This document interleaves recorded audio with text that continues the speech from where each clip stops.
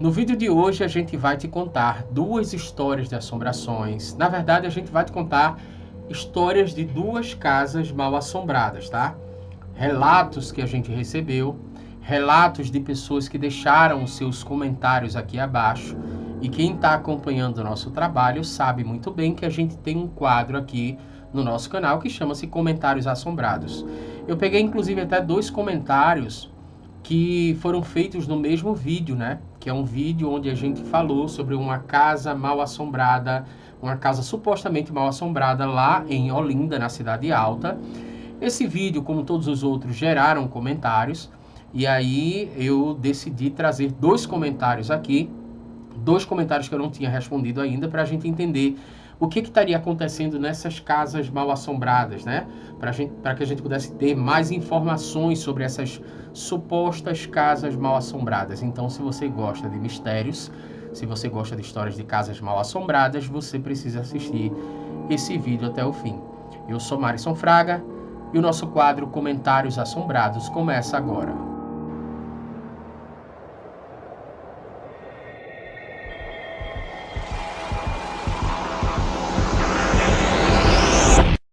Olá pessoal, sejam bem-vindos a mais um vídeo do nosso canal Lendas e Causos de Pernambuco. Você gosta de histórias de assombrações? Você quer conhecer quais são os lugares mais mal assombrados de Recife? Quais são os lugares mais mal assombrados de Pernambuco? Quais são as cidades que têm suas histórias de assombrações? Quais são as nossas lendas urbanas e lendas rurais? Então você precisa se inscrever no nosso canal e ativar o sininho para receber as nossas próximas notificações.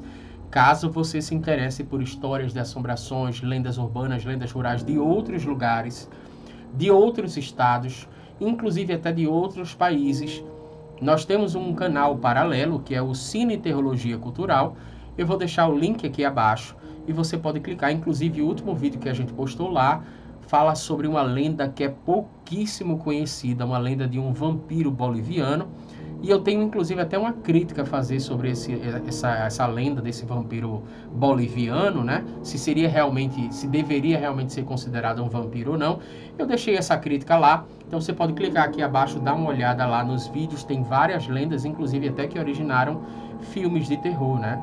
Então é um canal que eu acho que é interessante para você também. Mas vamos voltar aqui para o foco do nosso canal, que são as histórias de assombrações de Pernambuco. E aqui, nesse vídeo, a gente vai te contar o que estaria acontecendo em algumas casas mal assombradas, né? Por exemplo, eu tenho alguns comentários aqui. O primeiro comentário que eu vou te apresentar agora é o comentário da Ana Caroline. Inclusive, eu já tinha comentado com a Ana Caroline, né? Que eu ia trazer o comentário dela para cá, já fazia algum tempo, mas enfim, o meu filho adoeceu. Depois fui eu que adoeci. No último vídeo, inclusive, até cheguei a citar que o meu desafio era gravar o vídeo sem tossir. Quando eu melhorei dessa gripe, eu tô agora com a crise na lombar, né? Então tá sendo muito difícil gravar um vídeo aqui para você, mas eu tô gravando mesmo assim. Talvez seja porque eu tenha dado entrevista na última sexta-feira 13 com camisa preta, né? Não sei, chegaram a me dizer isso, inclusive. Você foi dar entrevista com camisa preta e aí agora você tá cheio de azar. Bom, na próxima sexta-feira 13 eu vou vestir preto novamente para tirar a prova dos 9 e saber se realmente é isso ou não, né? Mas vamos lá, falar sobre esse comentário aqui da Ana Caroline. Ela vai dizer o seguinte, olha só, antes de comentar isso aqui, antes de ler esse comentário dela e trazer o meu comentário por cima, eu queria dizer o seguinte, os dois comentaram no mesmo vídeo, tá? Que é o vídeo onde a gente fala sobre um fantasma que assombrou uma moradora de uma casa lá em Olinda, na Cidade Alta, tal. Inclusive a família chegou a se mudar dessa casa por causa dessa assombração e tal. Então, enfim, os dois comentaram no mesmo vídeo. É importante você saber disso, porque isso vai fechar o teu raciocínio, principalmente quando a gente chegar no segundo comentário. Mas esse primeiro comentário aqui é da Ana Caroline, e ela vai dizer o seguinte, olha, sou estudante da área de saúde e atualmente estou em períodos de estágios. Por motivos éticos, não irei citar o nome da instituição. É uma instituição de idosos privada que estou estagiando. Fica na região metropolitana. Quando ela fala região metropolitana, metropolitana obviamente de Recife, né? E lá, eu estou explicando isso porque tem gente que é de fora, tá? Tem gente, o nome do canal é Lendas e Causas de Pernambuco, mas aqui a gente trata de lendas e causas de Pernambuco. E a gente recebe gente de todos os países. De todos os países mesmo. Tem gente aqui que é do Canadá, tem gente aqui que é da França, tem gente aqui que é de Portugal, de Moçambique e tal. A gente consegue dar uma analisada a isso nos números do YouTube. Então vamos lá. Fica na região metropolitana de Recife. E lá é um lar de idosos, meio que um lar hospitalar também, onde os idosos moram lá. Muitas famílias as levam para lá, informando que ficará só por períodos curtos, né? Períodos que muitas vezes não são, ou seja, não são curtos como eles falam. Eles deixam os seus parentes lá e muitos deles nem sequer vai visitar. Lá é um local cheio de salas e quartos, vários cômodos, e acho um ambiente muito pesado, acho um ambiente bem pesado, uma energia bem negativa, sabe? Escuto barulhos estranhos, vultos, vozes de pessoas chamando, que na verdade não é voz de algum espírito que vaga por lá. E aqui eu queria só abrir um parênteses, porque pelo que ela está falando, parece ser uma casa grande e, consequentemente, uma casa antiga, né? E mais um indicativo de que lá é uma casa grande, uma casa antiga, é pelo que ela vai falar daqui a pouco o que foi que aconteceu por lá. Mas eu acho que realmente deve ser aquelas casas antigas. Para mim tá parecendo um cenário típico assim de uma casa assombrada mesmo, tá? Mas vamos continuar lendo para você entender o que foi que aconteceu. Nessa instituição tem um anexo que também ficam idosos lá. Nesse anexo é a mesma coisa. Quando ela fala é a mesma coisa, tá me parecendo que ela quer dizer o seguinte, que nesse anexo também acontecem esses barulhos, né, sobrenaturais, esses vultos, essas vozes de supostas pessoas, sussurros, lamentações e por aí vai. Então, eu acho que nesse anexo, pelo que ela está falando aqui, pelo que eu entendi, nesse anexo as pessoas também escutam essas coisas, né? Então, nesse anexo é a mesma coisa, só que procurei saber a respeito de lá. Nesse anexo eram CAPs, né, um centro de atenção psicossocial, e foi desativado. E nisso passou a ser esse anexo da instituição. Semana passada eu estava lá, que começa verdadeiramente a história do que foi que aconteceu com ela, com a Ana Caroline. Semana passada eu estava lá e resolvi ir ao banheiro. O banheiro fica localizado na parte externa do lar e fica nos fundos. Antes de entrar no banheiro, tem tipo uma área de serviço que são guardados materiais higiênicos. E nisso, entrei para ir ao banheiro, deixei a porta meio que aberta, pois já fui assustada pelo fato de ver algumas coisas estranhas. Nisso, a porta do banheiro se fecha sozinha e eu fiquei sem ação, pois a porta é bem pesada e não tinha vento para ajudar a fechar. Saí do banheiro bem ligeira para a sala onde fico. Nossa, foi uma sensação muito estranha. Depois fiquei vendo vultos correndo nos corredores. Pense que dia tenebroso. Esse relato assustador, intrigante aqui, tem algumas coisas para a gente comentar aqui, né? Esse relato aqui da Ana Caroline é interessante por alguns aspectos. Primeiro, essa questão, por exemplo, da porta bater, eu já passei por uma experiência dessa e é impressionante como as pessoas não acreditam, né? Eu cheguei a falar, inclusive, aqui no canal. Eu estava num quarto, não tinha vento, tinha uma prateleira e nessa prateleira tinham vários bonecos do meu irmão, inclusive. Eram bonecos como se fosse mamulengo, né, que o pessoal chama, né, fantoche e tal. Então tinham vários do mesmo estilo, assim. Mas um deles especificamente foi arremessado, tá? Ele não chegou nem a voar, ele não voou, ele foi arremessado, tipo, porque se eu falar que ele voou, né, alguém pode pensar que ele caiu da prateleira. Não, ele foi arremessado para o outro lado, assim, da parede. Tinha uma cama, inclusive, embaixo dessa prateleira tinha uma cama, e ele não chegou a cair nessa cama, ele realmente foi arremessado para o outro lado. E eu presenciei isso e eu contei isso para várias pessoas, e inúmeras pessoas, talvez todas elas, eu não consigo lembrar, vieram me perguntar se eu tinha visto algum vento, por exemplo. Tinha algum vento, bateu algum vento, alguma coisa assim. e a gente sabe que não era vento porque existem alguns indicativos. Nesse caso aqui, por exemplo, me parece realmente ser uma casa antiga, porque inclusive ela vai dizer que a porta do banheiro é pesada, né? Então é muito difícil para um vento bater uma porta de um banheiro pesada de uma casa antiga. Da mesma forma, por exemplo, se tivesse um vento batido, por exemplo, nessa prateleira, vários bonecos teriam caído, e eles teriam caído em cima da cama, né? E não teria sido um só.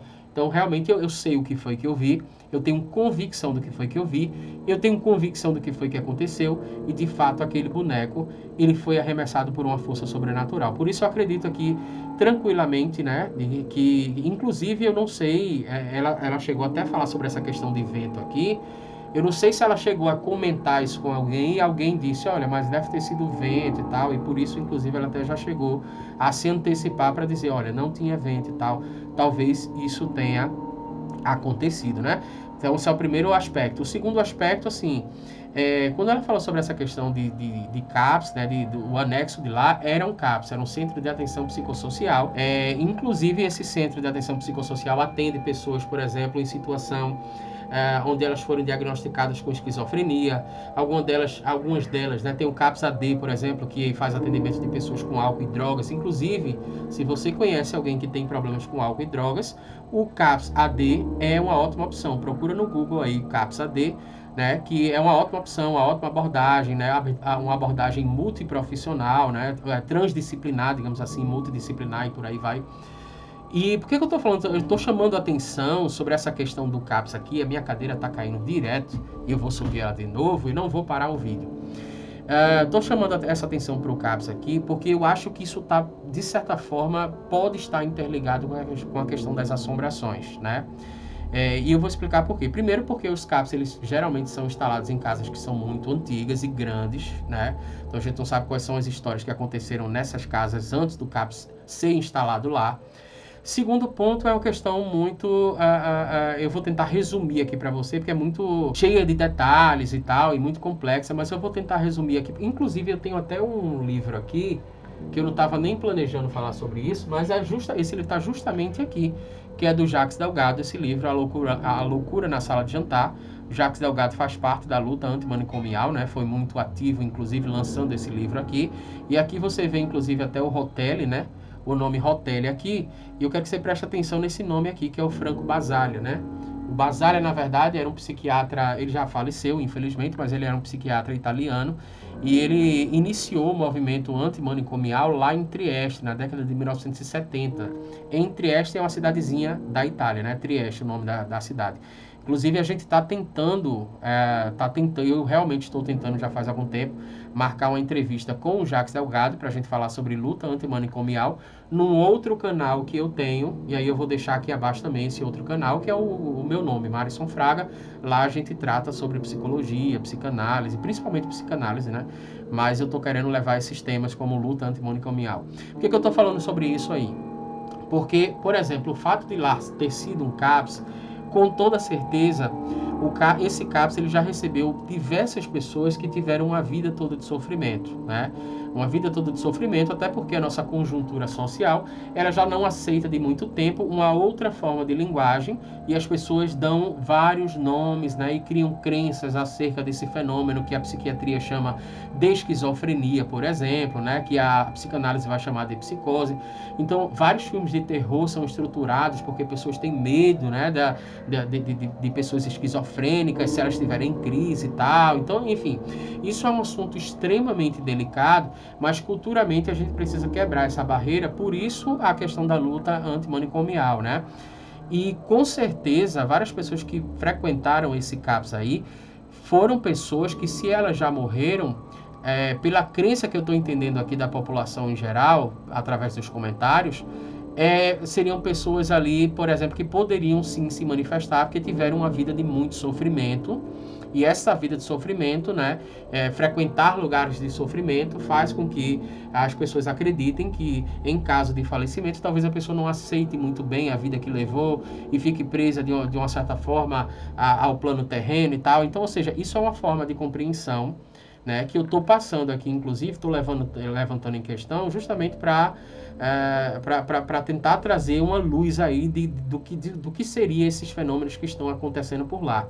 Um negócio curioso, que eu também não estava planejando falar aqui nesse vídeo, mas o canal da gente não é só sobre lendas, né? A gente não é só um canal que fala sobre lendas, a gente fala sobre cultura, a gente discute identidade, por exemplo, identidade de lugar, a gente discute através das lendas problemas da sociedade, a gente fala sobre questões do patriarcado, do racismo. Então esse canal, ele não é só sobre lendas, tá? É interessante demais que você entenda absolutamente isso. Ele é um canal que ele quer trazer pelo menos uma certa reflexão e não apenas contar histórias para você. Mas eu queria trazer aqui um livro da Daniela Arbex, ou Daniela Arbe, né, que é o Holocausto Brasileiro. Se você acha as histórias aqui do canal assustadoras, dá uma olhada nesse livro aqui para você entender, né, o quão assustador é esse livro aqui. Tem um documentário, inclusive, no YouTube, baseado nesse livro aqui, da jornalista Daniela Arbex. E deixa eu abrir um parênteses também, por questão de curiosidade, vai estrear, por exemplo, uma série na Netflix falando sobre a tragédia da Boate Kiss, e essa série tem o mesmo nome do título do livro da Daniela Arbex, que é Todo Dia, a Mesma Noite. É um livro que eu li, é um livro que é chocante também, que fala sobre o incêndio da Boate Kiss, que aconteceu, se eu não me engano, em 2012, e ela retrata no livro o sofrimento da família para tentar identificar os corpos e tal. Então ela trata realmente de assuntos extremamente polêmicos, né? Mas eu citei esse livro, O Holocausto Brasileiro, justamente para fazer você entender o seguinte: se você lê esse livro, você tem uma ideia das pessoas que podem ter chegado no CAPS, porque o CAPS já é uma abordagem que surgiu a partir do movimento da luta antimanicomial. Então, o CAPS é uma outra forma de abordagem que recebe ainda pessoas que sofreram muito no passado, porque não existia essa abordagem nem essa luta político-social. Então, hoje, o negócio já está muito melhor do que antes. Precisa melhorar bastante? Precisa. Mas já está muito melhor do que antes, porque antes, se você der uma lida nesse livro Holocausto Brasileiro, você vai ter uma ideia do porquê que as pessoas consideram hospitais psiquiátricos mal assombrados, né? Porque é muito sofrimento que existia lá. Diga-se de passagem, Recife é um dos lugares mais mal assombrados do Brasil, e aqui a gente tinha uma quantidade imensa de hospitais psiquiátricos, de manicômios, e com toda a convicção, inúmeras pessoas já sofreram, inclusive até na Conde da Boa Vista tinham alguns, se eu não me engano, 1 ou 2 ali e tal. A própria Rua do Hospício, né? Por que tem esse nome, Rua do Hospício? É justamente porque era uma iniciativa da Igreja Católica de trazer, né, um certo tratamento, muito questionável, diga-se de passagem, para pessoas de baixa renda, que foram diagnosticadas com esquizofrenia e tal, e com alguns fenômenos que as pessoas popularmente chamam como loucura. Então, é possível que esse local mesmo, ele seja um local que tenha sido frequentado por pessoas que sofreram demasiadamente. Então, esse era um ponto que a gente queria ressaltar aqui, a partir desse comentário da Ana Caroline. E aí a gente vai passar para o segundo comentário. Eu podia inclusive até encerrar o vídeo aqui, mas hoje a assombração vai correr solta aqui, tá? A assombração vai correr solta, então é para quem gosta realmente de histórias de assombrações e para quem gosta de refletir junto com essas lendas e com essas histórias de assombrações sobre os problemas que a gente tem na sociedade. Como eu falei, o nosso canal também é sobre isso. O Antônio Otávio, ele comentou no nosso vídeo, né, no vídeo que a gente falava sobre a suposta casa mal assombrada lá na rua da Licoteria, da antiga Licoteria, perto da prefeitura de Olinda, inclusive, e tal. Ele assistiu esse vídeo e ele comentou o seguinte: olha, essa história é antiga. Esse espírito... Deixa eu só abrir um parênteses aqui, porque eu acho engraçado quando ele fala assim, essa história é antiga. Isso é a comprovação de que realmente a gente está fazendo pesquisa sobre os assuntos que a gente está trazendo aqui, tá? O que eu acho engraçado é que a gente faz essas pesquisas, leva o trabalho muito a sério, mas essa semana eu me deparei com alguém aqui no canal, que eu não sei exatamente onde é que essa pessoa vive, em que mundo essa pessoa mora, né? Que essa pessoa pediu uma prova de que uma estátua era mal assombrada. Ela falou assim, eu quero a prova de que a estátua é mal assombrada. Eu não sei o que é que eu respondo para essa pessoa, né? Para mim, a conversa basicamente encerra aí. Mas eu estou comentando sobre isso para dizer que sim, a gente pesquisa sobre as histórias de assombrações antes de trazer para cá, mas não é o nosso objetivo né, fazer uma comprovação sobre se aquilo é verdade ou se não é, fazer uma investigação paranormal, porque o nosso canal não é sobre isso. O nosso canal é sobre cultura.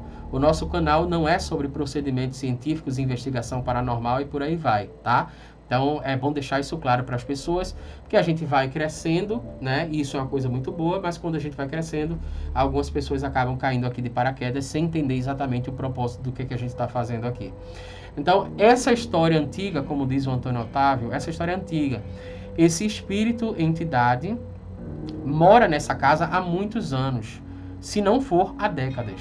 Uns dizem que na realidade não é na Rua da Licoteria, e sim uma casa que fica na frente da sede da Troça Pitombeira dos Quatro Cantos.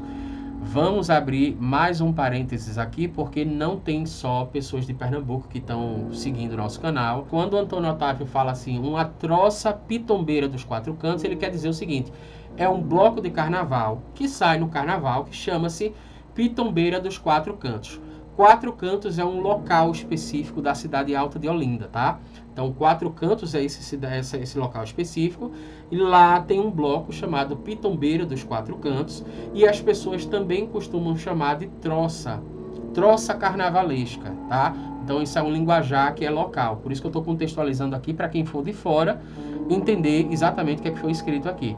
E aí ele vai dizer que talvez não seja na Rua da Licoteria, seja justamente numa casa que fica em frente à sede desse bloco de carnaval, dessa troça pitombeira dos quatro cantos. Mas são só suposições, como ele continua dizendo aqui. Entretanto, essa história realmente existe de fato, e ouço desde o início da minha fase adulta aqui na cidade. E olhe que nem moro na cidade alta, viu? Suponho que este ser possa ser o espírito de um antigo morador da casa, que era muito apegado, né?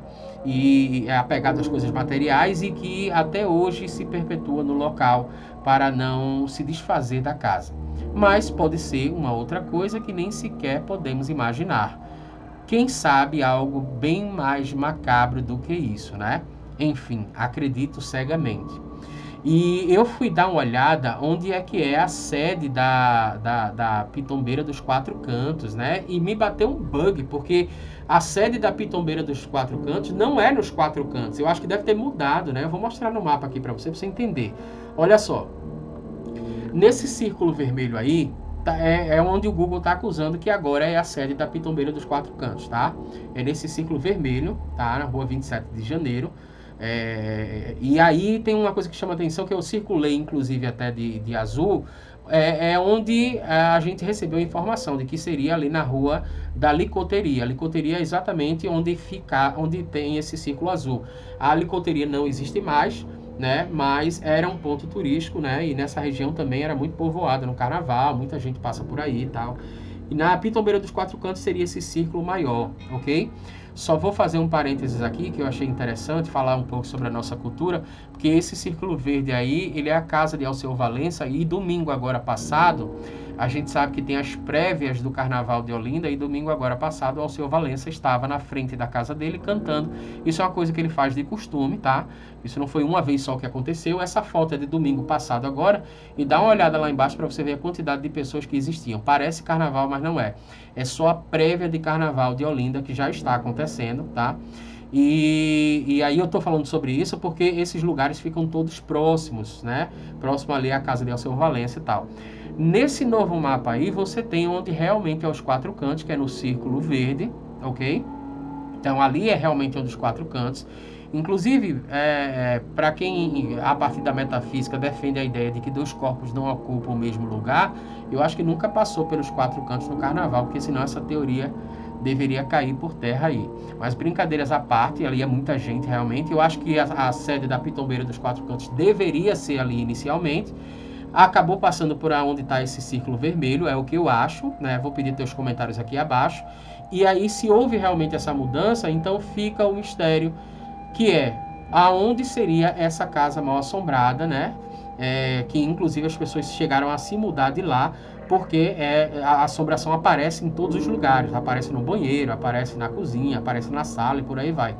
Então, ou é naqueles quatro cantos ali, ou é na sede da Pitombeira, ou é nesse círculo menor, que é onde ficaria ali a licoteria, tá?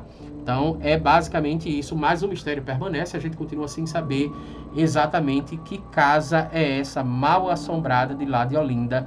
E eu vou te falar uma coisa, eu espero que uma assombração apareça no seu quarto hoje de noite, se você não se inscreveu no nosso canal, nem ativou o sininho para receber as nossas próximas notificações. Você que sabe.